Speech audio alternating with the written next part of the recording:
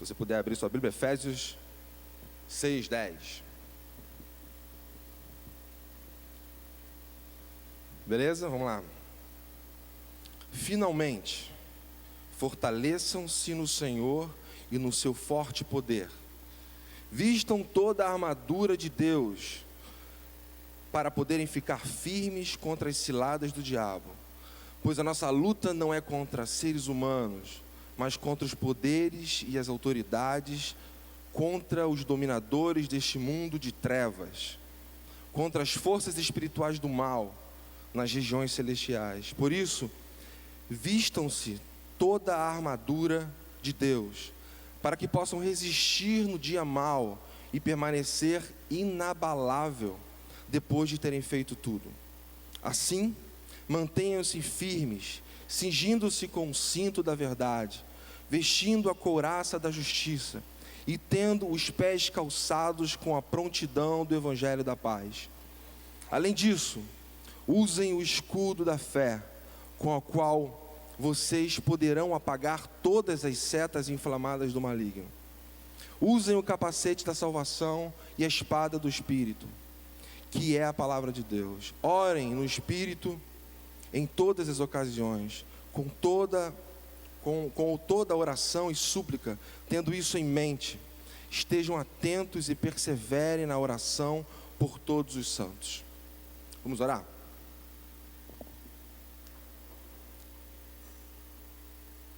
Senhor, a gente está aqui juntos, reunidos, num culto a você, o nosso Senhor, o nosso Salvador. A chance da gente sair daqui da mesma forma que a gente entrou é muito grande. Isso acontece e aconteceu comigo. Mas o que a gente quer te pedir nessa noite, a minha oração, a nossa oração aqui, é que você venha se revelar para a gente, Senhor. Por si só a sua palavra já chama a atenção da gente. Já faz a gente olhar, canaliza o nosso coração e o nosso olhar para aquelas coisas que você tem, o propósito, as coisas que você tem para a gente como pessoa, como indivíduo, como igreja, como pessoas que decidiram, como nós cantamos aqui, te seguir, Senhor. Então, o que a minha oração nessa noite, dentro desse culto que oferecemos a você, é: Senhor, fala com a gente. Fala com a gente, de alguma forma, que o Teu Santo Espírito venha inundar o nosso coração, motivar o nosso coração, inspirar o nosso coração a viver uma vida de adoração e louvor a você, Jesus. Amém. Amém. Olha só.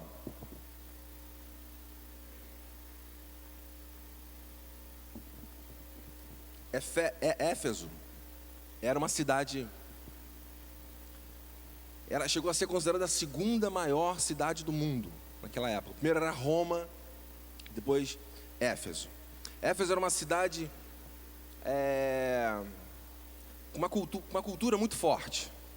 Para você ter ideia, lá tinha os maiores teatros do mundo. Então era uma cidade que tinha todas as influências que a gente tem aqui, né? Se você fosse fazer uma comparação, Roma seria como Nova York ou Londres, ok? E Éfeso como Los Angeles, nos dias de hoje, beleza? Isso é um fator histórico. Outro fator é que Paulo, que escreveu essa carta aos Efésios, ele estava preso, beleza? Esse é o contexto histórico. O que estava na cabeça de Paulo quando ele escreveu essa carta? Por isso que eu falo para você assim, acho que Deus queria falar exatamente comigo isso, porque caiu na minha devocional, na minha leitura diária, Efésios. Aí eu comecei a ler a carta dos Efésios. E aí, para a gente tentar entender, o que Paulo queria dizer com essa carta? Está lá preso escrevendo. Ele queria dizer para a gente que existe uma batalha. Que existe uma batalha. O foco da carta dele é essa. Fiquem atentos, porque existe uma batalha. E quando você vai lendo toda a carta de Efésios, ele chama a atenção da gente por vários aspectos. A gente aprendeu aqui no final de semana de treinamento que a gente não deve separar, embora a gente faça isso, eu tenho a minha vida espiritual, eu tenho a minha vida financeira, eu tenho a minha vida familiar, não é isso que a gente faz, né? Ah, como é que está a sua vida financeira, né? Como é que está a sua vida pessoal? Ou, sei lá, hoje em dia, como é que está a sua vida social, sua vida profissional, né? A gente não deve fazer a separação, porque a vida espiritual, ela influencia em todos os aspectos, deve influenciar em todos os aspectos da nossa vida. Mas para ficar didático, Paulo foi construindo, e eu acredito, olha, não sou teólogo, eu sou um mero leitor, mas assim, a impressão que eu tenho é que ele vem construindo isso, de uma forma a chegar ao objetivo dele, que é chamar a atenção para essa guerra espiritual. É uma guerra que está querendo a sua atenção, está querendo cativar o seu coração, motivar. A gente está aqui, ok? No ar-condicionado, no culto. Mas você imagina que existem anjos e demônios lutando pela sua atenção, lutando pelo seu coração. Você acredita nisso? E quando a gente peca, alguém perdeu na história aí. Então, para ficar didático, vamos dividir essa vida social, vida profissional. É muito comum a gente tomar medidas para alguns aspectos da nossa vida, né? Por exemplo, como é que está a sua vida financeira? Ah, eu me organizei. Esse ano gastei menos do que recebi de mesada ou de salário, ou o que for. Me organizei. Hoje, olha, estou lá, elas por elas, não é isso? Isso é comum. O mundo hoje chama a atenção para a gente se organizar. Ele chama a atenção. Como é que está a sua vida, por exemplo, a gente que é casado, como é que está a sua vida família? Hoje eu me organizei, hoje eu consegui dedicar tempo para minha família, consegui, dedicar tempo para minha filha, para minha família, consegui organizar, consegui dedicar tempo a isso ou aquilo. É isso que Paulo vem construindo. Quando você pega a carta de Efésios, ele vem falando assim, por exemplo, você tem vários... É muito ruim ficar com esse microfone na mão. Mas vamos lá. Acabei de rasgar minha Bíblia. Meu Deus. Minha Bíblia. Vamos lá. Ele vai construindo essa ideia, ok? Ele fala, por exemplo, tem aqui no capítulo 4, ele fala: sejam completamente humildes e dóceis, e sejam pacientes, suportando uns aos outros. Está falando de um aspecto social, ok? Eu tenho que te aturar, meu irmãozão. Eu tenho que suportar você. E ele vai escorrendo, olha, vida na igreja. Ele fala, Deus designou alguns para apóstolos, outros para profetas. Ele vai construindo para a gente, levantando esses aspectos da nossa vida. E assim ele vai. Olha, vida pessoal, quando vocês ficarem irados, não pequem. Apaziguem a sua ira antes do sol se pôr, antes que o sol se ponha. Então ele vai construindo, e você vai entendendo que ele está falando dos nossos aspectos da nossa vida. E ele vai seguindo. Aí tem um aqui que eu não vou ter que falar, mas eu gostaria de pular. Maridos, que é o maior desafio da carta de Efésios. Maridos, ame cada um a sua mulher, assim como Cristo amou a igreja, entregou-se por ela, para santificá-la, tendo-a purificado pelo lavar da água mediante a palavra. Esse é o maior desafio, né? Amar... Felipe vai passar por isso, a galera que vai casar vai passar por isso. É o maior desafio, né? Porque mulher, assim, quanto mais tempo você dá para ela, você ainda está em débito, né? Olha só, você sempre vai estar devendo a namorada ou a esposa. É o maior desafio, amá-la como Jesus amou a igreja. E ele vai discorrendo por vários aspectos. Ele coloca, filhos, essa carta é uma carta muito utilizada. Filhos, obedeçam aos seus pais, está lá no capítulo 6. Obedeçam aos seus pais no Senhor, pois isso é justo. Honra teu pai e tua mãe. Olha outra dificuldade de repente para vocês aí. Honra teu pai e tua mãe. E ele vai colocando, olha, aspecto profissional. Eu estou ficando cego. Escravos, obedeçam. Hoje em dia nós não temos mais escravos, mas ele fala funcionários, né? Mais ou menos, escravos hoje. Funcionários, né? Fazer uma analogia meio... Escravos, obedeçam seus senhores terrenos. E com respeito e temor, com sinceridade de coração como a Cristo. Olha só, ele está botando no nosso aspecto profissional. E ele vai discorrendo. Sirvam aos seus senhores de boa vontade. Tá ligado? Tá devendo um relatório para o teu chefe, ok? Chegou lá, tem que cumprir, né? Cumprir o deadline, se prometeu, tem que cumprir. Cara, Paulo vai descrevendo. Isso é importante. A gente fala assim, né? Paulo escreveu a carta. Cara, isso é Deus falando, beleza? Porque às vezes a gente tem a sensação que é um homem que foi lá e deu conselhos, né? Cara, é inspiração, é Deus falando para a gente. E ele vem discorrendo toda a vida familiar, vida profissional, vida social. Hoje em dia, sei lá, vida pública, né? Tem pessoas que são públicas, e assim vai colocando. Vida da saúde. Vou dar o meu exemplo pessoal. Eu nunca me imaginei fazendo alguma restrição de comida. Eu vi que vinha, eu comia. Minha adolescência, meu jovem sempre foi assim. Mas depois que você vai ficando velho, obviamente, né? Seu corpo não responde mais o que você quer fazer. Aí você começa a fazer, cara, eu vou fazer uma restrição alimentar. Você começa a ajustar a sua vida, né? Você começa a fazer exercício. Então assim, é comum a sociedade, a igreja, as pessoas cobrarem da gente ações para as nossas vidas, né? Entendendo que isso não é correto, você fazer essa separação, porque a vida espiritual, a nossa vida com Deus, ela precisa influenciar todos esses aspectos. Existe uma expressão no mundo corporativo que se chama gestão. Todo mundo já ouviu, né? Essa palavra, gestão. E o que significa isso, né? Gestão. Vou tentar ser bem simplista, que vai que eu pego algum administrador aí, algum manager aí vai querer depois me... Sendo super simplista, é você implementar, planejar, implementar e controlar. É isso, né?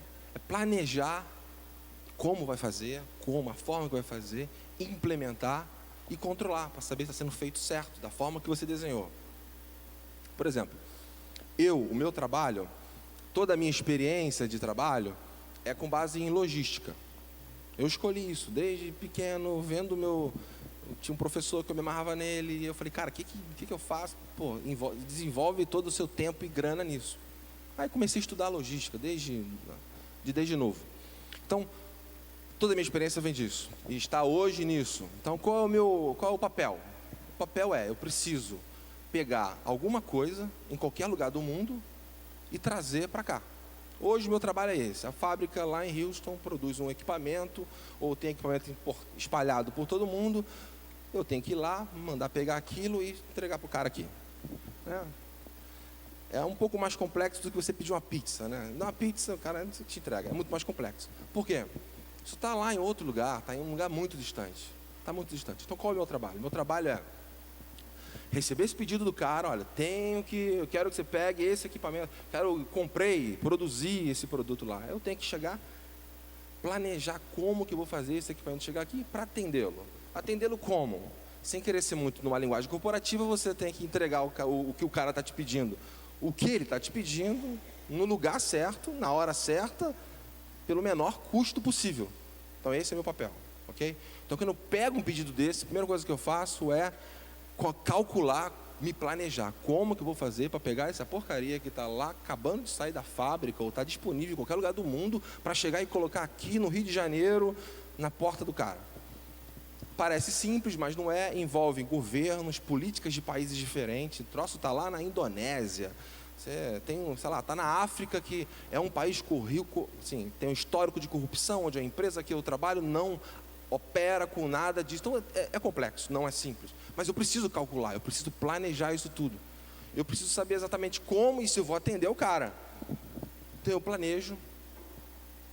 E eu tenho agora que controlar para isso chegar até aqui. Isso é gestão. O que Paulo está falando para a gente aqui nessa carta, ele está chamando a atenção da gente para que a gente tome a gestão dessas nossas vidas. Ok?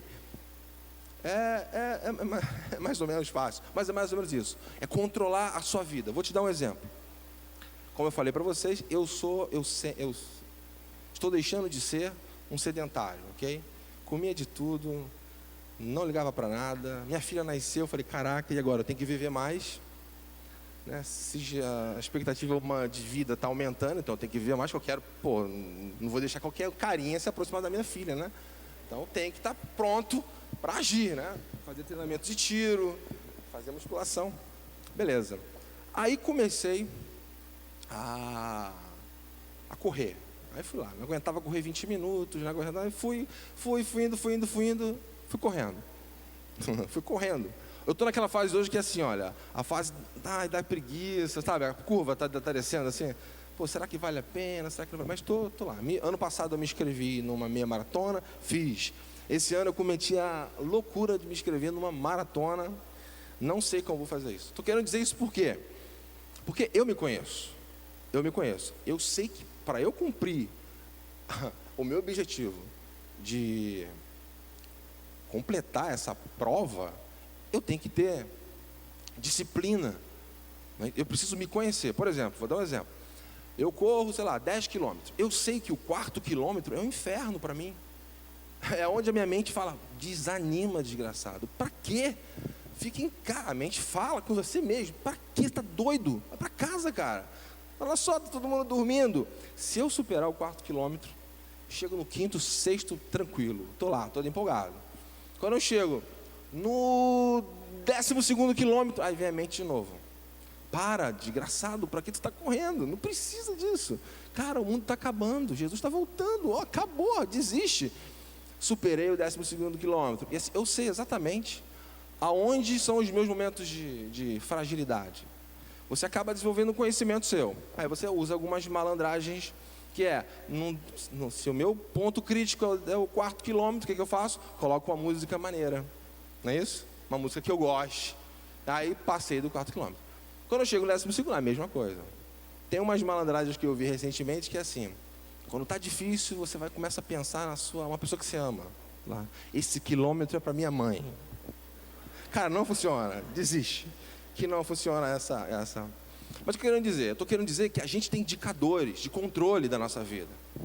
Por exemplo, a crise que a gente está passando agora, eu estou muito corporativo, mas olha só, a crise que a gente está passando agora, há 2 anos atrás, os economistas estavam anunciando, porque estavam controlando os indicadores, estavam falando, olha, a dívida está crescendo, você está gastando mais do que está entrando, ano que vem,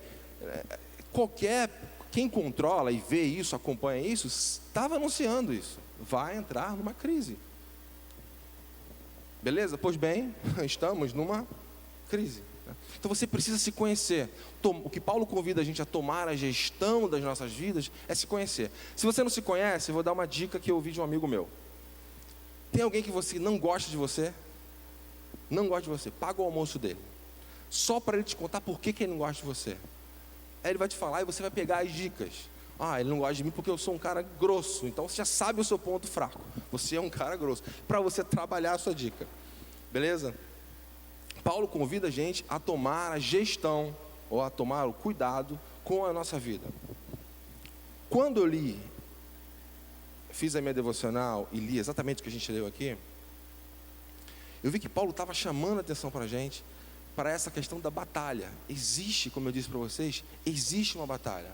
Só que ele fala, pois a nossa luta não é contra seres humanos, mas contra poderes e autoridades, contra os dominadores do mundo de trevas, contra as forças espirituais do mal nas regiões celestiais. Existe uma batalha onde todos nós estamos envolvidos. Todos nós estamos envolvidos.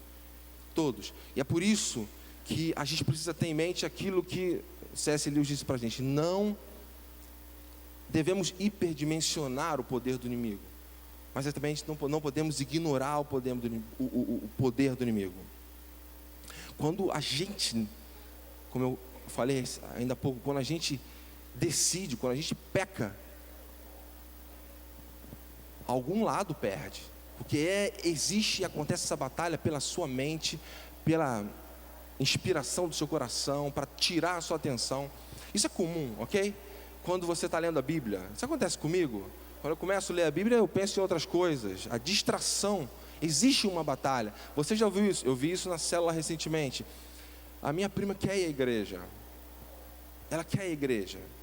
Mas chegou em cima da hora, o pneu do carro furou, ou alguma coisa aconteceu. O que eu quero dizer para você, querido, é que como é que quando a gente decide seguir a Jesus, a batalha começa. Quando a gente decide seguir ao Senhor, a batalha começa. Como é que a gente deve tratar isso? Paulo disse, ele começa a leitura que eu falei, falando assim, finalmente, fortaleçam no Senhor Fortaleçam-se no Senhor e no seu poder. Por nós, esse fortaleça-se tem uma, no original, ele tem uma conotação passiva, que é deixem-se fortalecer no Senhor. Mas como que eu me fortaleço? A gente não se fortalece sozinho, é impossível. Vou dar um exemplo para vocês. Por exemplo, o meu celular, o teu tablet, o telefone, ele não tem o poder de se carregar sozinho. Não tem poder.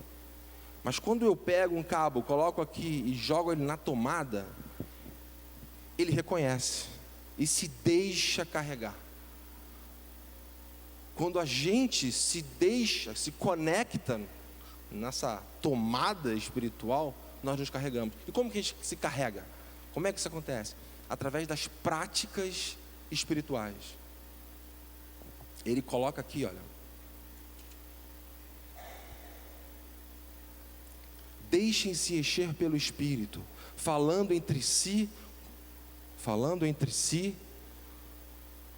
com salmos, hinos e cânticos espirituais, cantando, louvando de coração ao Senhor, dando graças constantemente a Deus Pai, por todas as coisas. Você está ligado? O que a gente está fazendo aqui? Falando entre si, louvando juntos. O que Paulo está dizendo é que quando a gente se reúne para cultuar, a gente está ligando na tomada, a gente está se deixando fortalecer, e aí começa a batalha espiritual, pela sua atenção. Enquanto eu estou falando com você aqui, pode ter gente que está indo, está lá na Disney, lá correndo atrás de princesas. Existe isso, você não pode desprezar. O que Paulo está chamando a atenção da gente aqui, não desprezem a batalha espiritual que está acontecendo agora, nesse momento, pela sua atenção. E a única forma da gente se deixar encher, a única forma da gente se fortalecer, é se deixando encher por isso. São práticas espirituais. Eu fiz a loucura de me inscrever nessa maratona, que é agora em maio. Eu não sei se eu vou fazer, porque eu não estou tendo disciplina. Sei lá, eu corro 40 quilômetros por semana, 50, 60 por mês. Isso é suficiente? Não é suficiente. Eu preciso ter práticas de disciplina para que isso aconteça.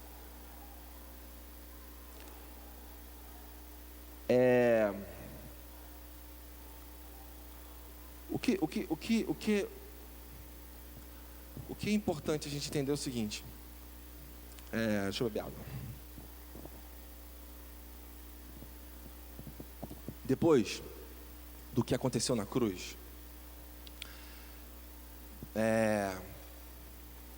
o diabo sabe de uma coisa hoje, é que ele não pode tirar a tua salvação.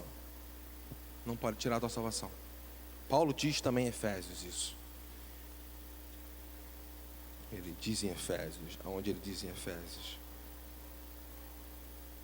quando vocês ouviram e creram na palavra da verdade, o evangelho que os salvou, vocês foram selados em Cristo.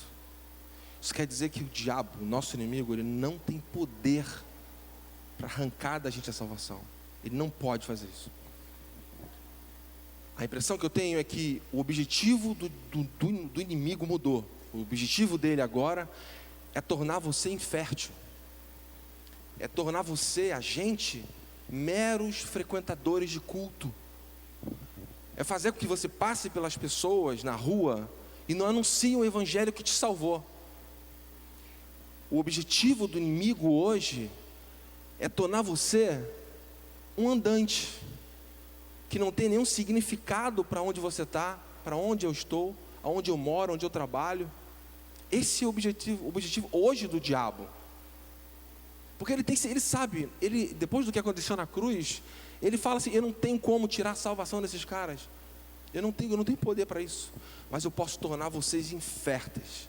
Eu posso só fazer vocês sendo frequentadores de culto. Eu posso tornar a árvore de você uma árvore que não dá fruto. E é isso que ele está tentando. O objetivo hoje, a guerra espiritual é essa: é tornar você infértil. Você vai viver, trabalhar e morrer. E vai para o céu. Mas não é isso que Jesus chamou a gente para fazer. Ele chamou a gente para ir para o céu.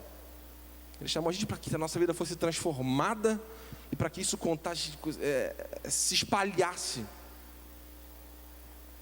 O diabo quer fazer isso com a gente. Ele quer fazer que a gente leia a Bíblia e não se emocione. Ele quer fazer que você pare em casa para ler a Bíblia e seu coração não arda. Que você ouça as músicas e não tem nenhum valor para você. É isso que ele quer fazer com você, cara, e comigo. Quando eu estou falando, beleza? Eu estou falando comigo. E aí, como que a gente supera isso? Como é que a gente vence essa guerra espiritual? Essa batalha entre o diabo querendo tirar a nossa atenção. Aí Paulo fala sobre a armadura. É mais ou menos assim, ó. Paulo está lá, a Bíblia fala que ele estava acorrentado com um cara lá, né? Eu fico imaginando, né? Aí são as minhas versões. Ele está lá acorrentado com um cara e ele está na cabeça dele pensando na igreja lá em Éfeso. Ele está escrevendo lá o que ele vai dizer. Aí no final ele fala, cara, como é que eu vou concluir essa carta? Porque eu quero chamar a atenção deles para a vida, para essa batalha, para essa guerra. Aí ele olha para o... isso é a minha versão, não está na Bíblia, beleza? Ele olha para o soldado que está do lado dele. Ele fala, beleza, obrigado. Para facilitar, eu pedi para botar uma imagem de como que a gente está falando dessa armadura. Olha, eu peguei na internet, então é mais ou menos isso. Paulo está chamando a gente para essa batalha, para essa guerra espiritual. Aí ele vai dando a dica para a gente aqui, olha. Cingindo-se com o cinto da verdade. Beleza? Vocês estão vendo o cinto ali? O cinto pouco você vê, porque o cinto ele fica debaixo da armadura. Qual é a finalidade do cinto? É da segurança, né? Ele dá segurança. Aí ele fala, cingindo-se com o cinto da verdade. Que verdade? A sua, a minha verdade? A minha verdade? Não. Jesus. Cingindo-se com o cinto da verdade, que é Jesus. Devemos, que está chamando, vamos para a guerra, se apegue em Jesus. E ele continua, vestindo com a couraça da justiça. A couraça, não sei se estão conseguindo ler não, né? Mas é aquilo que protege o coração, o peito. É o que mantém o cara vivo na batalha. Só que ele fala, vestindo-se com a couraça da justiça. Que justiça? A minha?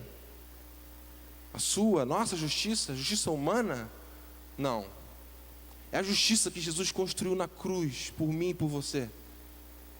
Essa justiça aqui é impenetrável. Não adianta. Não adianta. Ela é impenetrável. Quando o inimigo apontar para você, em grego, o diabo significa acusador, né? Quando ele começar a falar assim, cara, mas você é um pecador, você lembra daquela farra lá em não sei o que? Lembra daquela farra? Lembra daquela festa? Quando ele vier com esses dardos, com essas setas, você fala, sobre mim está a justiça de Jesus na cruz. Não é por causa de mim, é pelo que ele construiu na cruz. A justiça de Jesus na cruz. Você entende? É isso que protege nosso coração. Que é a couraça, é aquilo que protege essa região aqui, ó. Se você vê lá na figura, que protege o peito, o coração, a parte vital do guerreiro, para essa guerra que a gente está comandando, que a gente está falando aqui. E ele vai seguindo. Tendo os pés calçados com prontidão do evangelho da paz. Pés calçados. O guerreiro pode ter couraça, cinto, mas se ele não conseguir andar, ele não vai conseguir ir para a guerra. Você vai para a guerra, as mulheres que usam aquele salto, né, assim, né, que na verdade se veste aquilo para participar de meia hora de festa, né? Homem, sei lá, bota aquele terno italiano, aquele sapato italiano. Esse é sapato de guerra? Não é. A mulher vai para a guerra com um sapato alto? Não vai para a guerra. O que ele está chamando a gente é para o dia a dia. É para as sandálias do Evangelho. E o Evangelho da paz, que é um Evangelho de reconciliação. É que ele reconcilia a gente. Sandália lembra a gente dia a dia. É o evangelho do dia a dia. E ele vai seguindo. O ponto 3 ele fala: o escudo da fé, com o qual vocês poderão apagar todas as setas do maligno. É mais ou menos assim. O maligno manda uma... Você está lá, e aí tem uma crise econômica, né? Ou você perde o emprego, ou então você está na sua vida e vem uma, sei lá, você começa a ficar em dúvida com relação ao seu futuro, você começa a falhar no colégio, o inimigo começa a lançar dardos para você. Você tem uma opção. Na verdade você tem duas opções.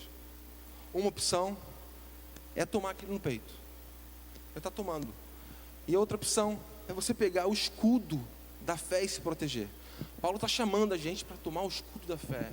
E o que é escudo da fé? A Bíblia fala que fé é o quê? Aquilo que você não vê, mas tem convicção. Não é isso? É quando o inimigo lança um dardo, você não está vendo a solução para aquilo, você sabe que vai acontecer. Em nome de Jesus, vai acontecer. A fé é algo que você não tem certeza, mas você não está vendo. O que Paulo chama a gente é usar o escudo da fé. Paulo vai seguindo. Usem o capacete da salvação. Essa eu acho que é a área que mais afeta a gente, sei lá, talvez a mim, que é o que protege a nossa cabeça, a nossa mente. Talvez os maiores casos de depressão, maiores casos de, sei lá, de desânimo hoje, são os dardos nessa guerra que são apontados para a nossa cabeça. O que ele chama a atenção da gente é para usar o capacete da salvação. Conforme eu disse para vocês, o diabo não pode tirar a nossa salvação. Ele não pode. Nada pode nos separar do amor de Cristo. Não é assim que diz Paulo em Romanos? Nada. O que Paulo convida a gente é usar esse capacete da salvação. Eu vi um testemunho na verdade, estava ouvindo uma mensagem do pastor Antônio Carlos, e ele disse que ouviu um testemunho de que, lembra aquele carinha que foi brasileiro, que foi morto na Indonésia por ter levado drogas numa prancha de surf. Aí chegou lá, ele foi julgado, condenado e foi fuzilado. Vocês lembram disso, ok? Está recente, 2 anos no máximo. Ele conta esse testemunho de que nesse momento alguns missionários, ou um missionário, foi para lá para poder apresentar Jesus Cristo para aquelas pessoas que estão no corredor da morte, que estão para morrer. E ele conta que esse missionário foi para lá, conseguiu evangelizar um cara, e esse cara continuou evangelizando no corredor, lá dentro da cadeia, das celas, levando o evangelho, levando salvação para aqueles caras, apresentando Jesus selando o coração deles. Só que aí chega o dia da execução, o dia da morte deles. E ele conta que os caras que atiram, os soldados que matam, que atiram nas pessoas, que executam as pessoas, eles são muçulmanos. Então os caras têm prazer em matar cristão. E ele diz que na última reunião deles, antes deles irem lá pro local onde eles seriam executados, esse cara que startou o processo lá, o preso, né, juntou com eles e falou assim, apertou de mãos dadas e falaram assim: vocês têm a convicção de que nada, nem a morte, nem o inferno pode tirar da gente a salvação? Vocês têm a noção de que a gente está a 5 minutos de encontrar com o nosso Salvador? Estamos próximos de encontrar. Existe a convicção no coração de vocês? Aí ele conta que todos apertaram, deram as mãos e foram. E enquanto estavam sendo metralhados, estavam cantando aquela música americana, Amazing Grace, que reforça a fé e a graça do Senhor na gente. É a salvação. Ninguém pode tirar a salvação da gente. Proteja-se com esse capacete que protege a nossa mente. E ele vai seguindo. Paulo fala: usem a espada do Espírito, que é a palavra de Deus. Se você for pegar todos os elementos da armadura, a espada é o único elemento de ataque. Todos os demais são elementos de defesa. Aí eu fico imaginando um lutador de UFC indo lá para... Você imagina que ele treina só, como é que fala? Golpes de defesa. O cara vai pro octógono, vai apanhar, vai saber se defender, mas vai tomar muita burdoada. Muita burdoada. A espada é o único elemento de ataque. E o que ele fala? A espada do Espírito, que é a palavra de Deus. A gente precisa saber utilizar a espada. Existe um exemplo clássico na Bíblia, que é quando Jesus foi tentado no deserto. Você pode abrir aí Lucas 4:3. Vamos ler juntos. Lucas 4:3. Lúcifer, ou o diabo, vai lá tentar Jesus.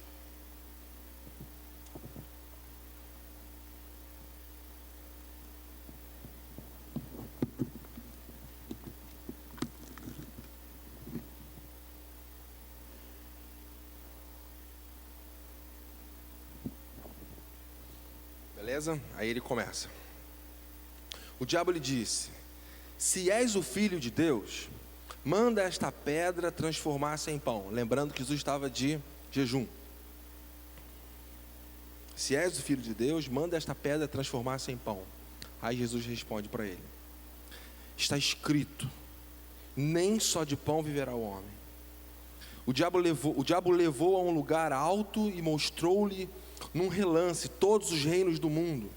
E lhe disse: eu te darei toda a autoridade sobre eles e todo o seu esplendor, porque me foram dados e posso dá-los a quem eu quiser.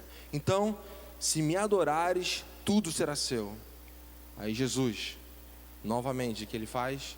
Diz para ele: está escrito, adore o Senhor, o seu Deus, e só a ele preste culto. Aí o diabo insiste. O diabo levou a Jerusalém, colocou na parte mais alta do templo e lhe disse: se és o filho de Deus, o queridinho de Deus, essa é minha parte, tá? Não está aí não. Joga-te daqui para baixo. Aí o diabo já começa: porque está escrito, ele dará ordem aos seus anjos a seu respeito para lhe guardarem com as mãos, eles o segurarão para que você não tropece em alguma pedra. Aí Jesus responde com a Bíblia: dito está, não põe à prova o Senhor, o teu Deus. O que falta, o que a gente precisa, querido, é saber manusear essa espada. A espada que Paulo diz aqui, que é a palavra de Deus. Eu vi um testemunho de um pastor que foi para Moçambique e estava acontecendo uma guerra civil lá. E ele chegou lá para falar do evangelho.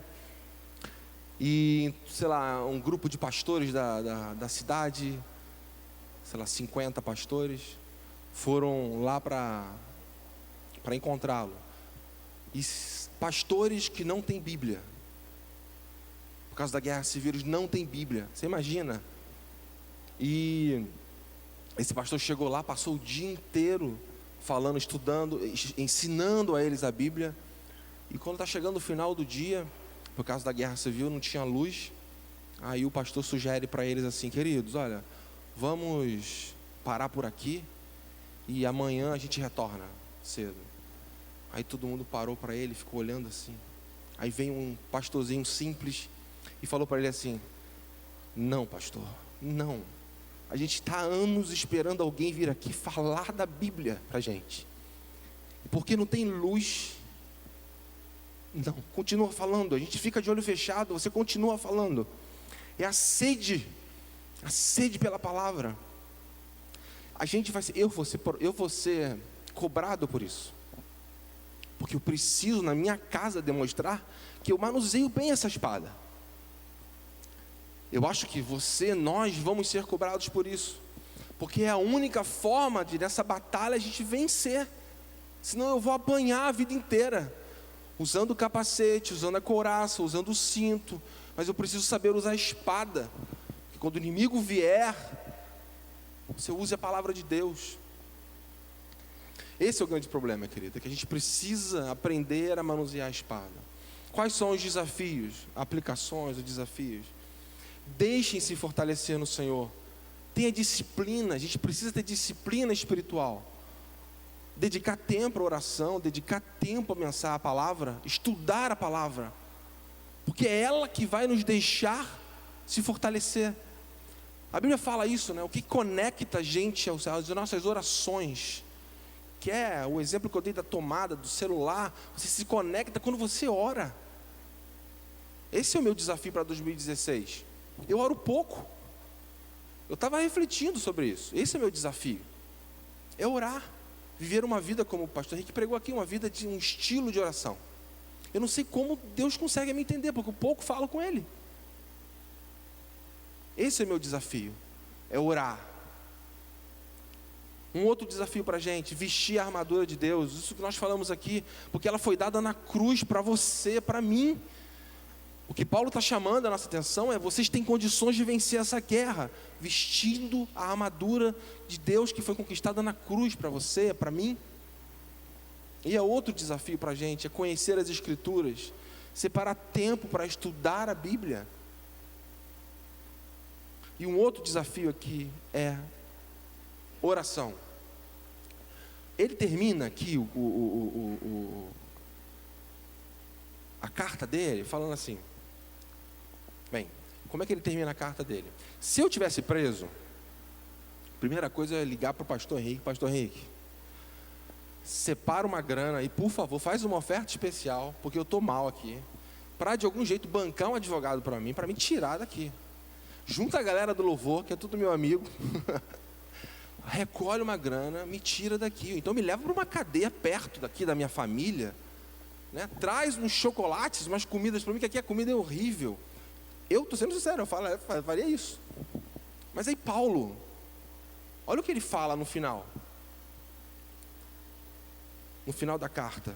Ele diz: orem também por mim, para que quando eu falar, seja-me dado a mensagem, a fim de que destemidamente tome conhecimento o mistério do Evangelho. O que ele está falando é o seguinte: orem para mim, para que eu tenha a palavra certa, para convencer esse soldado de que Jesus morreu por ele. Está ligado na diferença? O foco é outro. Hoje o nosso foco é nos sentir bem, não é isso? O que Paulo está falando, o meu foco é outro. O meu foco é o Evangelho. Eu não vejo o problema de estar preso pelo Evangelho. A minha crise é como que eu vou evangelizar esse cara que está acorrentado a mim aqui. Querido, esses são os nossos desafios, são os meus desafios para esse ano que está começou agora. Hoje é dia 9. Eu queria te desafiar também a vestir aí essa armadura, para que a gente possa vencer. Não hiperdimensione o poder do inimigo, mas também não anule, não ache que é insignificante. Que Deus abençoe você, querido, nessa noite. Vamos orar. Senhor, Jesus, nosso Salvador, Jesus Cristo, nós te amamos, Senhor. Nós te amamos, Senhor. Nós reconhecemos que você é o nosso Senhor, o nosso Salvador. E toda vez que a gente vai para a Tua Palavra, a gente vê e faz uma análise crítica de onde a gente tem que agir, Senhor. E como Paulo chamou aqui a atenção da igreja de Éfeso, eu preciso me atentar para essa questão, para essa batalha espiritual. Jesus, me ajuda a gente aqui, Senhor, a poder vestir a armadura de Deus para combater essa guerra espiritual, essa batalha espiritual que vem contra todos nós, Senhor. Em nome de Jesus eu te peço, Senhor, abençoa os nossos irmãos, abençoa a gente, Senhor. Cria na gente um coração resistente na Tua Palavra. Que esse ano seja um ano marcante, porque nós vamos estar mais conectados, ligados à fonte da nossa energia, deixando-nos fortalecer em você, o nosso Salvador. Aleluia, Senhor. Amém. Amém, querido. Deus abençoe.